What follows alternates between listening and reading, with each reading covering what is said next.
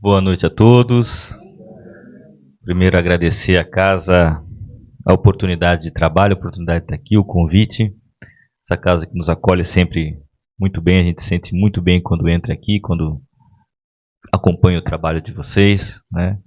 É muito legal, é realmente uma verdade que a gente conversa, inclusive, do nosso centro lá. Nós somos lá do Núcleo de Estudo Espírita Casa do Caminho, lá do Centro de Palhoça. Na semana passada, quem esteve aqui foi a Michelle, minha esposa. E hoje estou aqui. Então, o acolhimento e a parceria, ela é constante e a gente gosta muito de estar aqui. Pessoal, hoje eu vou trazer mais um assunto sobre o Evangelho para a gente tratar. O Evangelho que é algo que nós não temos que decorar, mas nós temos que relembrar sempre. O Evangelho é algo que a gente acompanha, a gente sabe, a gente vivencia. Quer dizer, a gente pretende vivenciar, né? Essa é a função do Evangelho. O Evangelho não é para a gente estar sabendo de decor e salteado, mas nós temos que buscar de lá as informações necessárias ao nosso dia a dia. Quando Cristo curava, ou quando a gente diz que o Cristo curava, na verdade, o que ele dizia àqueles que eram curados? Vá em paz, que a tua fé te curou. A cura estava na fé daqueles que iam procurar Jesus. E nós pensamos, nós espíritas, numa fé raciocinada, não numa fé racional. Não numa fé baseada em uma lei que não se pode questionar, mas numa fé raciocinada, numa fé que dá entendimento e dá força. Então, para que a gente tenha entendimento e força, nós temos que compreender aquilo que o Evangelho nos traz. E compreender o que o Evangelho nos traz é praticá-lo em seu dia a dia. A gente pode passar esses dias estudando, lendo, participando desses momentos de exposição. Mas o que nos cura realmente é a nossa fé. O que nos melhorar vai ser a nossa fé. E para ela ser forte e capaz de praticar a mudança que precisamos que ela pratique em nós, nós temos que nos apropriar dos ensinamentos. Nós temos que fazer ele realidade nos nossos dias a dia. Nós estamos numa semana muito especial. Não digo pela Páscoa só, e se fosse só, né, bastante. A Páscoa é esse momento de renascimento, né, em que nós cristãos pensamos em renascimento. Porque tem a Páscoa dos judeus e eles têm outra simbologia. Mas para nós é renascimento, é o momento de a gente fazer reflexão e pensar. E nos modificarmos. O objetivo maior de nós estarmos aqui é nos modificarmos. O cristianismo e o Cristo, ele é revolucionário. Ele é progressista, sim. Senão não faz sentido. O Cristo veio aqui para fazer com que a gente visse de maneira correta o que estava escrito. Para que a gente entendesse e colocasse a nossa sociedade nos trilhos. Mostrar o caminho, a verdade e a vida. O caminho que devemos seguir, falando com verdade, que só um espírito puro pode falar, e nos mostrando a vida que nos espera. Mas para isso, exige a nossa mudança. É especial essa semana também, porque particularmente eu sou muito fã do trabalho do Papa Francisco que desencarnou agora nessa segunda-feira. E muito fã por quê? Porque ele demonstra aquilo que a gente acredita, que é um Cristo para todos. Que independente da religião, a gente se identifica com falas, com a sua doutrina, com o seu exemplo. Nós não precisamos ser espíritas para evoluirmos, mas nós temos que ser seguidores da doutrina que o Cristo veio nos ensinar. E qual doutrina que o Cristo veio nos ensinar? A gente se pergunta, o que está no Evangelho? O Cristo também, como judeu, ele veio nos dizer que ele não veio revogar a lei, mas veio dar cumprimento. A que lei? No Velho Testamento nós temos 614 leis que Moisés editou. 614. E muitos acham que ele veio dar cumprimento a essas leis. Mas o Cristo, com a sua maneira de dizer, a sua maneira de falar, a sua maneira de se expressar e nos deixar a mensagem, ele deixou bem clara qual lei ele veio dar cumprimento. Ele veio dar cumprimento às leis morais e universais eternas. Mas a lei expressa a que ele veio dar cumprimento, a que ele diz que está e realmente está no Velho Testamento, na Torá, na Bíblia judaica, é a lei do amor. Porque quando perguntado pelo doutor da lei qual é o maior mandamento, ele faz o doutor aí responder, como está lá em Deuteronômios: amar a Deus sobre todas as coisas, amar ao próximo como a si mesmo. Amar. Ele disse que tudo que estava na lei e nos profetas, tudo que tinha sido dito até então aos judeus, se resumia em duas leis. Uma, amar a Deus. A outra, amar ao próximo como ama-se a si mesmo. Se toda a lei e o profeta se resume a isso, ele veio dar cumprimento ao quê? A lei do amor. A essa lei ele veio dar cumprimento. E ele vai dizer mais. Mais um mandamento vos dou. Então ali ele resumiu tudo o que tinha passado, então, a lei do amor. E dali para frente ele vai dizer o seguinte: mais um mandamento vos dou. Amai-vos uns aos outros assim como eu vos amei. Então ele disse, para trás é a lei do amor, para frente segue a lei do amor. E vai dizer mais ainda, ele aumenta a régua. Amai os vossos inimigos. E ele vai dizer mais. Reconhecereis aqueles que me seguem, aqueles que são meus, por muito se amarem.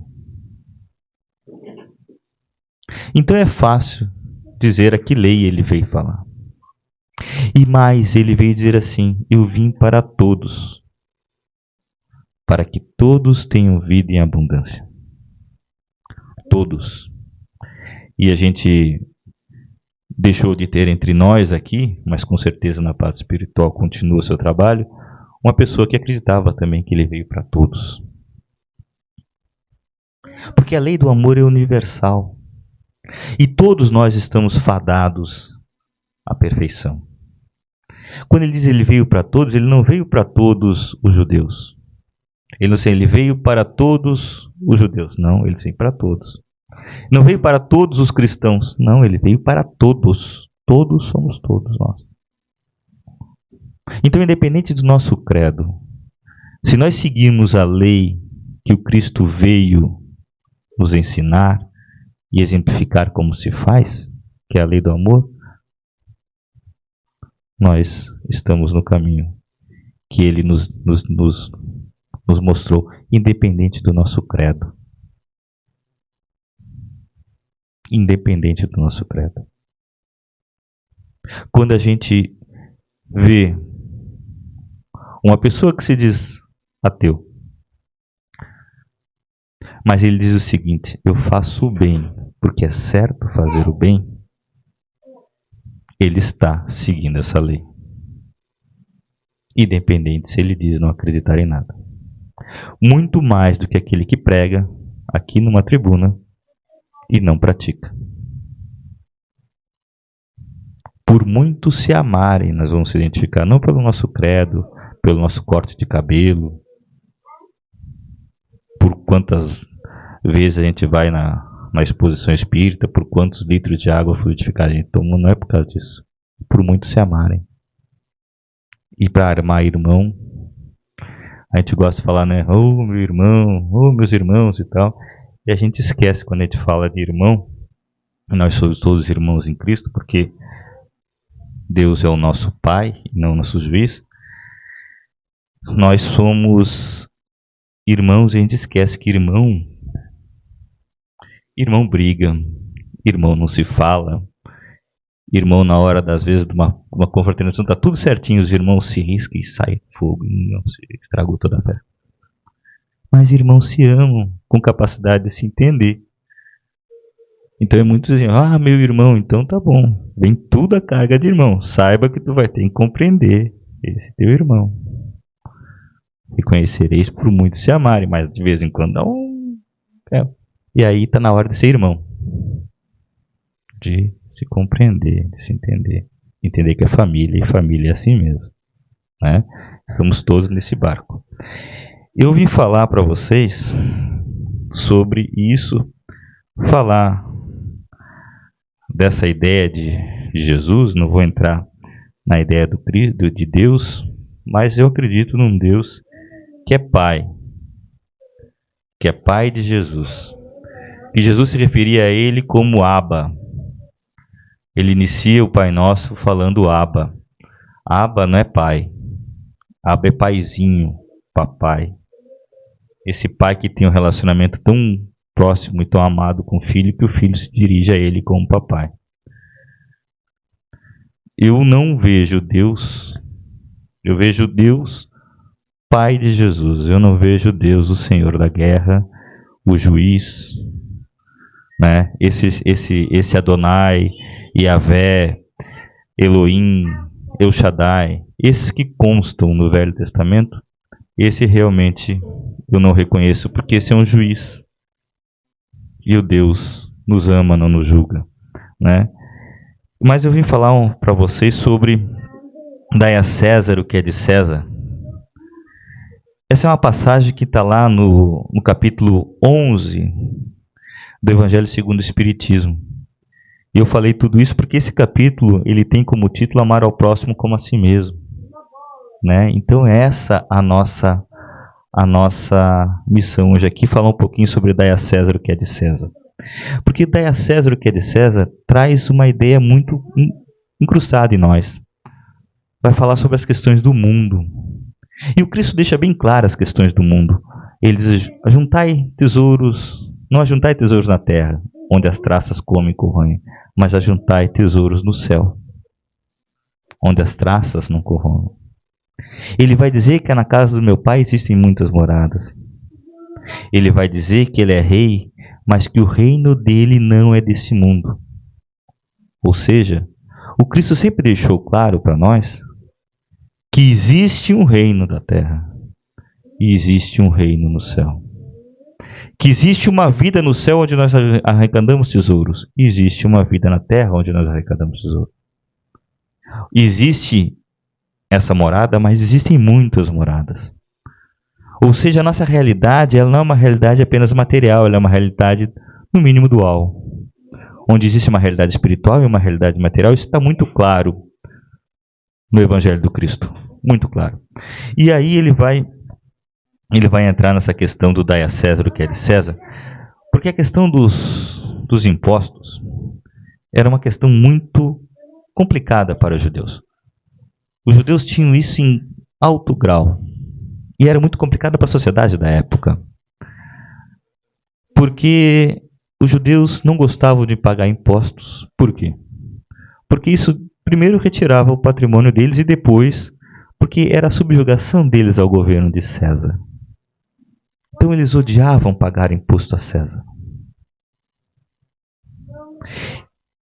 Mas os herodianos, aqueles que seguiam o rei judeu Herodes, eles seguiam a César, então eles cobravam, eles eram a favor da cobrança do imposto. E Jesus estava causando um tumulto danado em Jerusalém, em todo Israel. Porque Jesus estava pregando que não havia necessidade de nós termos intermediários.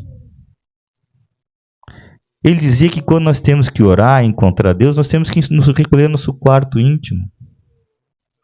Ele dizia que não é o homem que serve o sábado, sim o sábado que foi feito para servir o homem. Ele não estava muito preocupado com as pessoas que se tocassem nele ficavam impuros, por mais ele dizia, no caso da mulher hemorroísta, muita força saiu daqui. Ele abraçava aqueles que, e dizia, né, contrário aos judeus que entendiam que o avanço, né, a condição financeira demonstrava a evolução do homem, ele dizia assim, bem-aventurados os aflitos, os pobres de coração. Então ele estava causando uma revolução. A turma estava meio danada com ele, porque se fosse todo mundo seguir ele, qual é o papel que ele serviria para os autores da lei?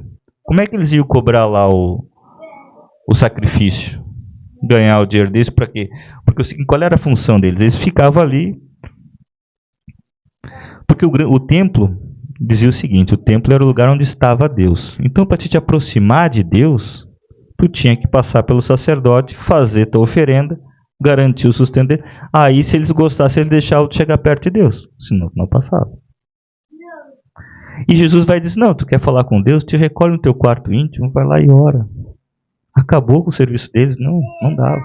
E muitas outras coisas que Jesus fazia. Então eles queriam prender Jesus. Queriam acabar, calar com ele. E aí se juntaram os herodianos e os doutores da lei e foram lá provocar Jesus e colocar ele numa saia justa. Porque é o seguinte: se ele falasse que era para pagar imposto, os judeus acusariam ele de traidor do povo judeu. Se ele dissesse para não pagar imposto, os herodianos prenderiam ele porque ele estaria fazendo os judeus se insurgir contra os romanos, né? Representando ali o rei Herodes, o rei judeu. E aí ele vai dizer o seguinte. Vamos ver aqui. Mestre, sabemos que és veraz e ensinas o caminho de Deus pela verdade, sem levares em conta quem quer que seja, porque nos homens não considera as pessoas. Dize-nos, pois, qual a tua opinião sobre isso? É-nos permitido pagar ou deixar de pagar a César o tributo? Jesus, porém, que lhes conhecia a malícia, respondeu: Hipócritas, por que me tentais? Apresentai-me uma dessas moedas que se dão ao pagamento do tributo. E tendo lhes apresentado um denário, perguntou Jesus: De quem são essas imagens e inscrições? De César, responderam eles. Então observou Jesus: Dai, pois, a César o que é de César e a Deus o que é de Deus. Esse é o contexto, né? Ele responde autorizando o pagamento do tributo. Veja, Jesus era um revolucionário, mas não era um revoltado. E aí está a grande lição. Dai a César o que é de César. O que é do mundo tem que se dar ao mundo. E depois vamos falar de dar a Deus o que é de Deus, se nós tivermos tempo, né? As coisas do mundo nós temos que dar ao mundo. Jesus não nos autorizou a descumprirmos qualquer de nossas obrigações civis. O cristão deve cumprir as suas obrigações civis. Nem ele, o Cristo, deixou de pagar o seu tributo. Porque quando os judeus foram cobrar o tributo do templo, e pegaram Pedro assim, o teu mestre não paga o tributo, e Pedro foi falar com Jesus, mas eles estão aqui querendo me cobrar o tributo. Assim, e Jesus disse: vai lá, pesca, e o primeiro peixe que pescares, abre a boca e terá uma moeda, que será suficiente, e paga o tributo. E diz aos judeus: diz, dai a César o que é de César. Se é para pagar o tributo, pague o tributo. Porque isso é coisa do mundo. Ele quis dizer o seguinte: nós temos que cumprir as nossas obrigações. Jesus, sendo acusado indevidamente, sendo inocente das acusações, foi condenado e se subordinou ao julgamento do mundo. Ele revolucionou o mundo, mas não fez revolta. Nós temos que modificar as nossas situações, mas não temos que deixar de cumprir, temos que nos modificar e modificar aquilo que está ao nosso redor. mas com a nossa postura. E dar a César o que é de César, existe trabalho. Para nós cumprirmos as nossas obrigações diárias, nós temos que trabalhar. E quantas horas do dia nos dedicamos a trabalhar para dar aquilo que é de César, aquilo que é do mundo? Para pagar as nossas contas, para cumprir as nossas obrigações com o fisco. Nós sabemos que para cumprir as nossas obrigações, para nós termos uma vida tranquila e progredirmos aqui materialmente, nós temos que trabalhar. Esse é o caminho, certo? E não existe nada de errado nisso. A questão é que, se nós sabemos que para nós progredirmos na questão material nós exigimos trabalho, para dar a César o que é de César, o que está tudo certo, nós só temos que entender que o dinheiro é um instrumento que nós temos que saber usar. Mas nós temos que também dar a Deus o que é de Deus. E aí vem a pergunta e reflexão que nós vamos fazer hoje à noite. Quanto tempo a gente se dedica a trabalhar para nos melhorarmos aquilo que é daqui, que é material? E está tudo bem. Que esforço a gente faz? Quanto nos exigimos? E está certo. Mas porque nós estamos fazendo aquilo, nós estamos tentando dar a César o que é de César. Agora a reflexão é, porque a resposta é assim: dai, pois, a César o que é de César e a Deus o que é de Deus. E dar a Deus o que é de Deus, quanto esforço nós temos feito? Está proporcional? Nós entendemos que nós temos que evoluir materialmente, progredir, está certo. A partir do trabalho, ok. Do nosso esforço, ok. Mas nós, principalmente nós espíritas, a gente responde já de bate-pronto. Qual é o objetivo de nós estarmos aqui? Progredir, nos melhorarmos. Perfeita resposta. Mas isso exige o quê? Trabalho. E quanto do nosso tempo aqui nós estamos nos dedicando a esse trabalho, que fará que nós, ouvindo o que o Cristo nos disse, ganharemos tesouro no céu, e lá sim, onde que a traça não corrói? Quanto tempo nós estamos dedicando a trabalhar na parte que nós temos que fazer para dar a Deus o que é de Deus? Existe uma proporção aí?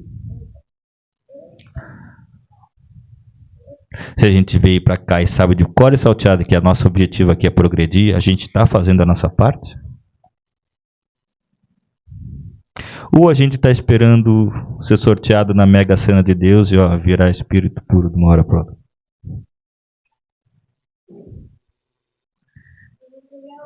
Nós temos que trabalhar. E trabalhar na reforma íntima. Porque não tenho ilusões, a gente não veio aqui para modificar ninguém, a não ser nós mesmos. Também não adianta, agora eu vou me dedicar a trabalhar dia e noite para modificar meu marido ou a minha esposa. Não é essa a tua função. Tem que trabalhar dia e noite para te modificar. Esse é o trabalho. Para a gente conseguir fazer a segunda parte da resposta, dar a Deus o que é de Deus. Porque a César o que é de César a gente já entendeu faz tempo. A gente trabalha para dar a César o que é de César e está tudo certo. Só que a gente esquece às vezes de trabalhar a parte que é a mais importante. Dar a Deus o que é de Deus. E é trabalho. E é um trabalho árduo, porque mexer com nós mesmos, fazer a nossa reforma íntima, nos entender, aceitar as nossas sombras, pegar aquele evangelho maravilhoso e colocar aqui dentro e praticá-lo. Amar a Deus sobre todas as coisas, está indo bom.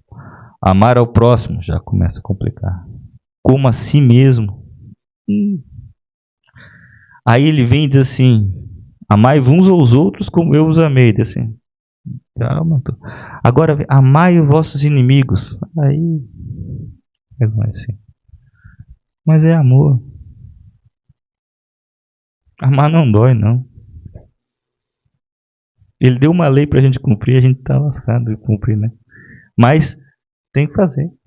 E esse é o trabalho. Porque se a gente sabe o esforço que é para dar a César o que é de César, a gente não vai pensar que é mais fácil fazer o esforço para dar a Deus o que é de Deus. Então o trabalho que nós temos que fazer é esse. E essa reflexão que eu trago hoje à noite. A gente compreende com uma naturalidade e tranquilo, e com ausência de culpa, né? Ninguém que busca exagero, mas para ter conforto, para pagar suas contas, para, né? Imagina a gente assim, ó, quanto pais, aqueles que são pais. Eu vou trabalhar para dar a melhor educação para o meu filho. Eu vou fazer de tudo, meu filho, eu vou pagar o melhor colégio e ele vai para aula, chuva ou faça sol, não quero saber, ele vai estudar e vai chegar em casa e vai estudar, porque ele vai para isso, para ele progredir. Perfeita a filosofia. Essa parte está ok. E agora? A gente pensa assim, e para vir para a evangelização, para trabalhar no centro, a gente faz, ele vai no centro nem que faça chuva, faça sol. Eu vou fazer de tudo para ele estar lá na evangelização. Hoje ele não falta, e quando chegar ainda eu vou conversar com ele sobre o que foi debatido na evangelização. Nós somos pais. Até um certo ponto é nossa responsabilidade fazer essa força. Como a gente faz?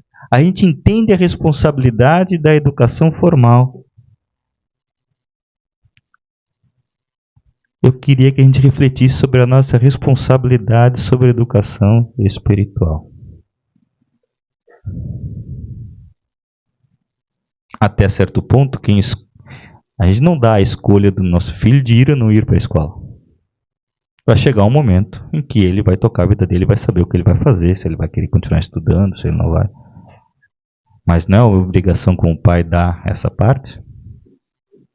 E na educação espiritual? Eu só questiono para que a gente reflita. Então a reflexão de hoje à noite é essa. Vamos fazer sem culpa, dar a César o que é de César e continuar fazendo nosso trabalho. Mas vamos refletir o que nós estamos fazendo para dar a Deus o que é de Deus. Esse trabalho é muito importante. Agradeço a todos a atenção, agradeço à casa o convite, né? E muito obrigado a todos, fiquem todos com Deus.